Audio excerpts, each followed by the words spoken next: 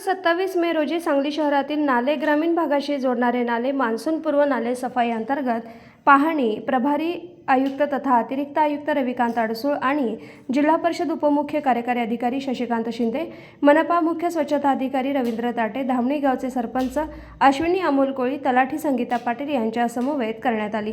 2019 मध्ये महापुरानंतर सांगली शहरातील नाल्यामधील पाणी निचरा करण्यास सदर नाला उपयोगी चांगल्या पद्धतीने केला होता। यावर्षी मान्सूनपूर्व तयारी करताना पूर परिस्थितीचा शक्यता गृहीत धरून नाले सफाई करण्यात येत आहे। शहरातील नाले ग्रामीण भागामधून जात असल्यानं जिल्हा आपत्ती व्यवस्थापन समितीच्या बैठकीत याकामी चर्चा झाली असल्यानं मनपा आणि जिल्हा परिषद संयुक्तिक सदरची पाहणी आज रोजी करण्यात आली।